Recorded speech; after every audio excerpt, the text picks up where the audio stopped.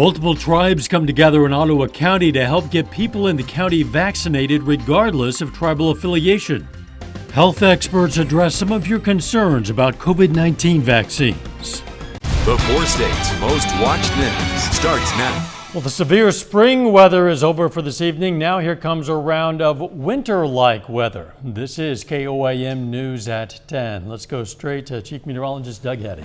Yeah, a high temp today of 60 degrees, right where we should be for this time of the year. But two rounds of severe weather for us today. One during the morning, and then again late this afternoon into the evening hours. Now, all the severe weather is out of here, but you can see we still have quite a few showers, even a few thunderstorms out there, kind of increasing a bit.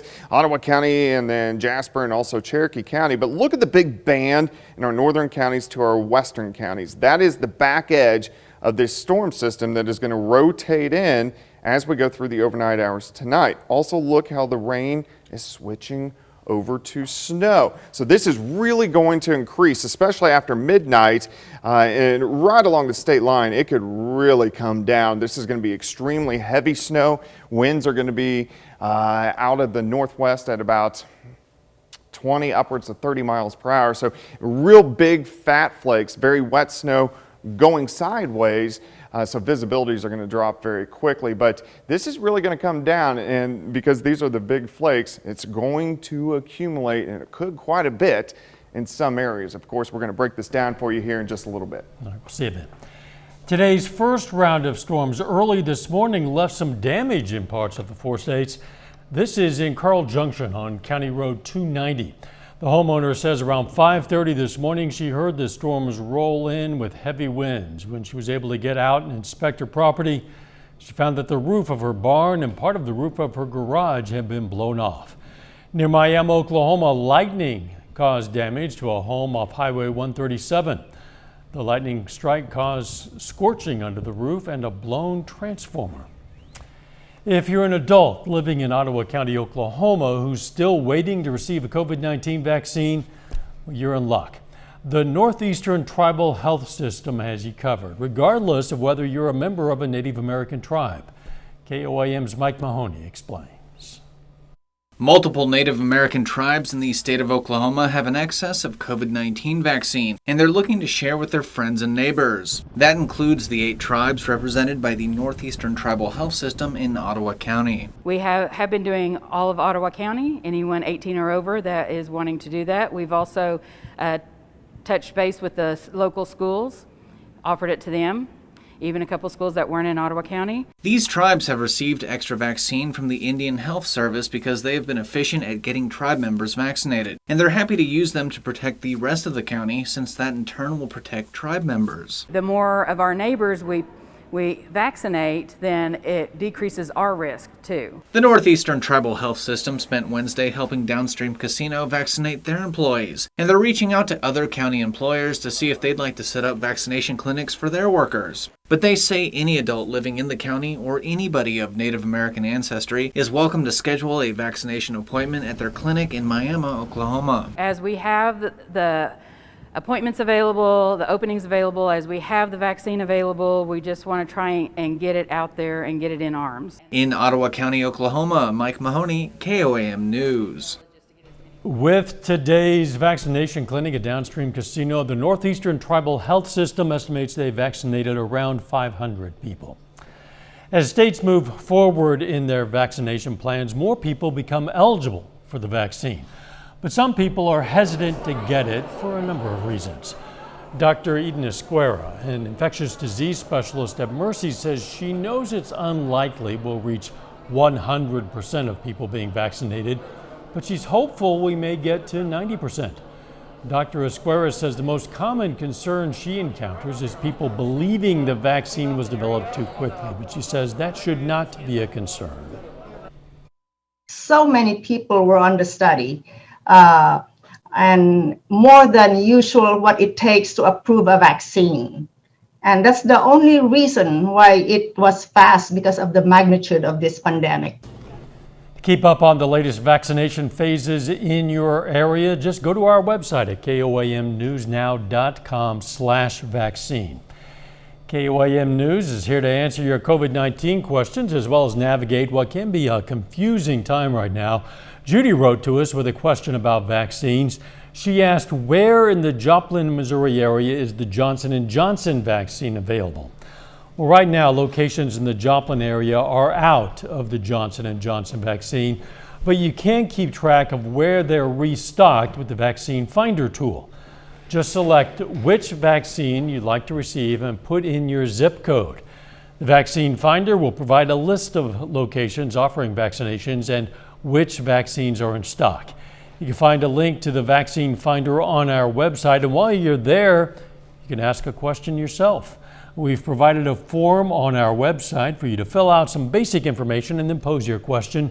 You can find the form and vaccine locations at koamnewsnow.com/vaccine. The Area Agency on Aging is opening its senior centers in Southwest Missouri.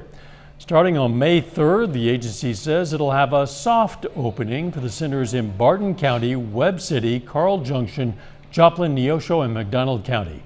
They say it's due to a decrease in COVID-19 cases in the region. I'm excited for our seniors to come back. I know a lot of them have definitely really felt the brunt of this by being socially isolated, so it'll be nice to give them a place where they can come and be relatively safe. The center will hold activities like card games and bingo. They say that visitors, they should call ahead before coming in.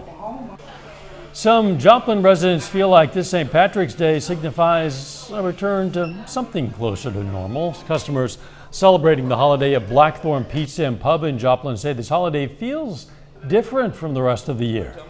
Now, that doesn't mean they aren't staying safe. Blackthorn still requires customers to wear a mask and social distance when they aren't eating or drinking.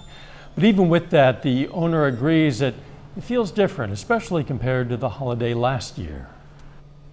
It just feels so much more normal than it has felt in over a year. So it just really, it's kind of nice just trying to get back into the swing of things, you know, not too much all at once, but yeah, just kind of slowly getting things back up to what they were. The owner of Blackthorn wants to remind everyone to stay safe and call a ride if they celebrate with a drink. Don't get fixated on herd immunity. That's the message from a top U.S. health official. And the number of U.S. adults who've contracted the coronavirus was possibly twice the number reflected in the official case count in September. That's according to a new study. Mandy Gaither has more. As more shots go into the arms of Americans, top U.S. health officials say achieving herd immunity shouldn't be the focus. Why don't we just say get as many people vaccinated as quickly as you possibly can, and every day that goes by now with more than 2 million doses going into people, we're getting closer and closer to control of this pandemic. The millions of coronavirus cases confirmed in the U.S. may just be the tip of the iceberg, according to a study published in the medical journal JAMA. Researchers tested the blood of nearly 62,000 Americans who never had symptoms of COVID-19. They say they found more than 4,000 of them had antibodies, meaning they'd had COVID-19 but were apparently asymptomatic. The scientists used that information to estimate that 15.9 million asymptomatic or undiagnosed coronavirus infections were in the U.S. as of September 30th, 2020, while the total number of confirmed positive cases was just over 7.2 million at the end of September, according to Johns Hopkins University. This as a more contagious virus variant known as B.1.1.7 continues to spread across the U.S. Another study linked that variant to a risk of death that was 55% higher than that of earlier strains. Our current models still project by the end of March, early April, B.1.1.7 will be the dominant variant. That's why health officials continue to urge Americans to wear masks, practice social distancing, and wash hands. For Health Minute, I'm Mandy Gaither. The Red Cross reports that in the first week of March, more than 20% of blood donations from unvaccinated people had COVID-19 antibodies.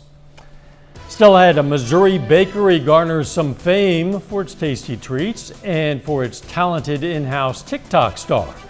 And later, once a gorilla, now a Raider, John Brown finds a new home in the NFL.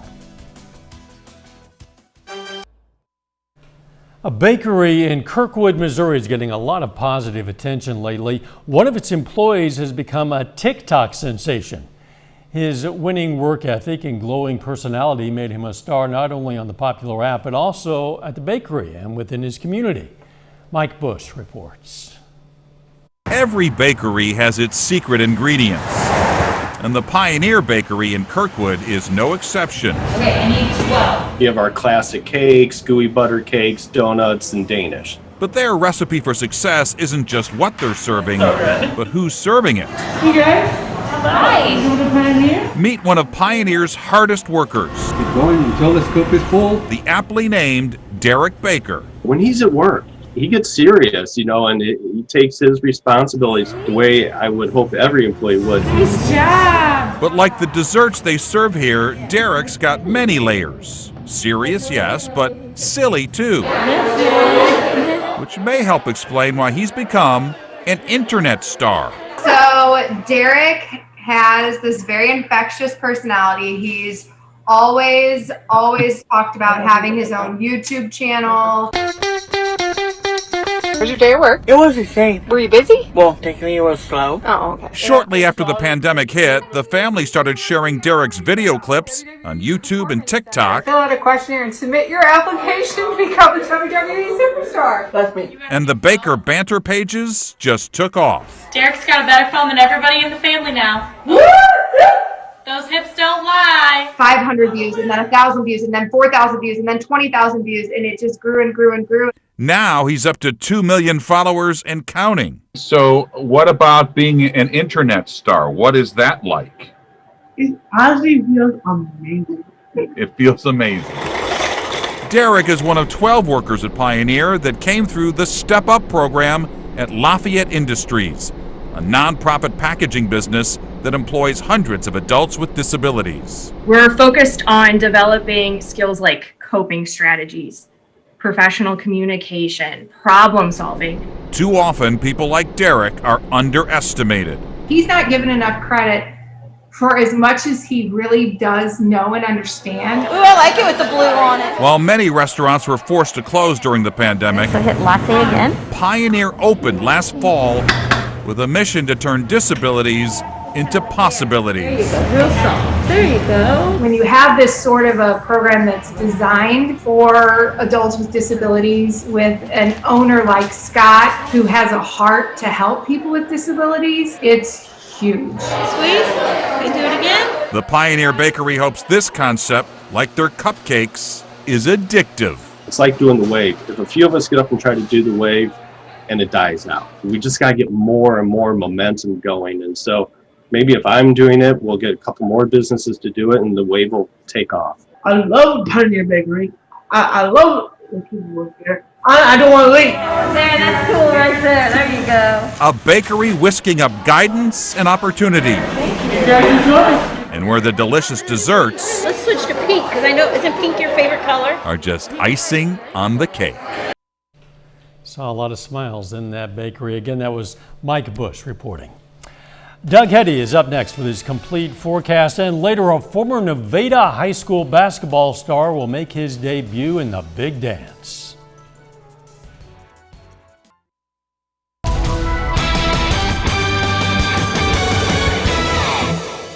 It's been kind of a crazy weather day for us today. We've had 2 rounds of severe weather, one during the early morning hours. We had a few severe thunderstorm warnings and hail across the region. And then we got a break, another round late this afternoon into the evening hours. And then if you haven't been outside over the past few hours, it's cold. It's going to get colder throughout the overnight hours. Great time lapse, Indigo Sky Casino and Resort, of course, Indigo, just outside of Seneca, Missouri. We're dropping into the upper 30s on the Kansas side, and everybody else kind of hovering in that kind of 40 to 42 degree range. And we're going to drop back mid 30s later on tonight. Plus the winds are really picking up. Look at these north winds at 15 to 20 sustained. And then you get the gusts 35, 40 miles per hour. So rain's going sideways. When we go over to snow, that's going to go sideways. That will drop visibilities throughout the overnight hours. All right, here's batch 1. Here's batch 2. During the afternoon, we had a lot of severe weather in southwestern parts of Missouri. You can see all the storm reports. There's scattered hail reports, and then they cluster up near Joplin, and then also extreme southwestern parts of Missouri, even a couple tornado touchdowns in eastern parts of Berry County. But the hail came down. It was very small, it's pea-sized hail, but it looked like sleet. It just kind of covered the ground for quite a while, right through the Joplin metro. So a very interesting storm system that rolled through. Look at this heavy band of rain continuing to lift north, and then on the back side here, you can start to see the back end rotating in. This is the back side of the storm system. Already we're getting some additional rain starting to pop up. Newton County, right around Carthage. We can go down into Ottawa County. Also some pretty good rain. Then look at this. Then you march west. So here's Nowata County, northeastern Oklahoma. This is all snow. We can go a little bit farther toward the north, really from Fort Scott over to Iola, Chanute, Yates Center, Fredonia, Neodesha, Independence, all switching over to snow. This is a very heavy, wet snow. You may ask, how can it snow when it's 40 or 42 degrees? It's because at 5,000 feet, it's below freezing. It doesn't have time to melt before it makes it down. So sometimes we get snow when it's this warm. It's due to this storm system. It's peaking right now, and it's at maximum strength, and what it's doing is it's creating colder air at the surface. That's why our temperatures have dropped, and we're switching over to snow. So let's go through time. Here's 1 a.m. Here's the state line, Kansas and Missouri, a pretty good pocket of very heavy wet snow. So these are going to be the big flakes, kind of going sideways. But it could really come down, especially 1, 2, 3, 4 o'clock in the morning. The heaviest will be in southwestern parts of Missouri. You can see we switch back to rain on the back side. Here's 7 a.m. Most of the snow pushing east. All of us will just go back over to kind of light rain showers through the morning hours. Now the streets are warm, the ground is warm, but it should come down heavy enough that we get some accumulations. Now most of us are going to be an inch or less, but this pocket right along the I-49 corridor, there's going to be some areas get 2, 3, 4 inches. Very quick, 2 to 4 inches of snow, which could cause some slushy, slick spots on the road. So be careful if you are going to be out. And also with the wind, the visibilities are really going to drop. Showers in the morning, 42. And then ancient history by the weekend, sunny skies back into the 60s. We've had such wild swings in weather this day alone, and now we have snow on the way by morning. Welcome to the forest days. Yeah, I guess so. Thanks, Doug. Coming up in sports, a former Nevada Tiger earns his chance to play in the NCAA tournament. Plus, the Seneca High School football program announces a new head coach. It's an alum returning home. Danny Terzer has the details next. Home.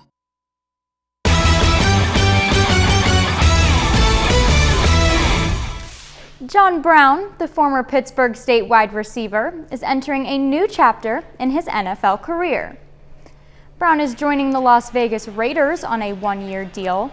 Brown spent the last 2 seasons with the Buffalo Bills in the AFC East. His best year as a pro was in Buffalo in 2019, when he had 1,060 yards and 6 touchdowns. The Raiders will be Brown's 4th team in the NFL. Former Nevada High School standout Clay Gaiman is getting his shot to play in the NCAA National Tournament. Gaiman is a junior at Division I Abilene Christian. The Wildcats will face Texas in the first round on Saturday night. Gaiman was a 2-time All-State selection for Nevada High School and graduated as the program's all-time leading scorer.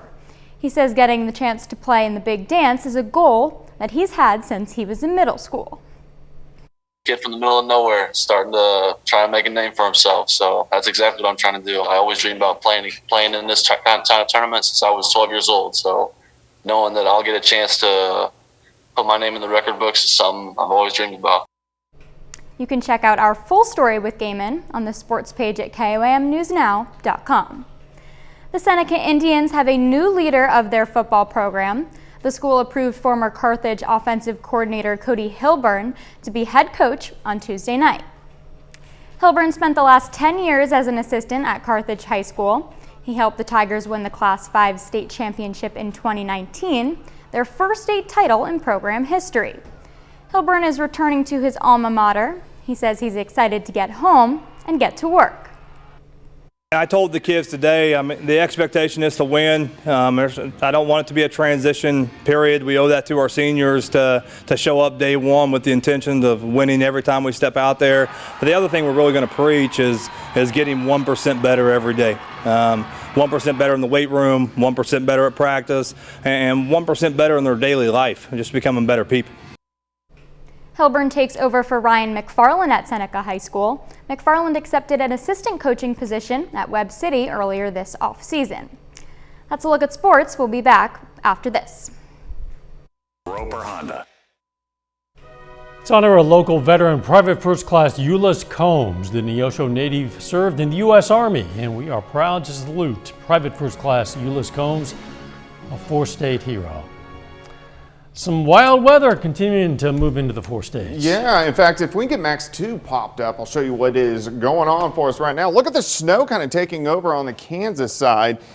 This is a rain-snow mix, but the snow that does fall is really going to come down at a pretty good clip. I think the heaviest band is going to be kind of right along the I-49 corridor late tonight, so some accumulation. Some showers in the morning, 42 degrees.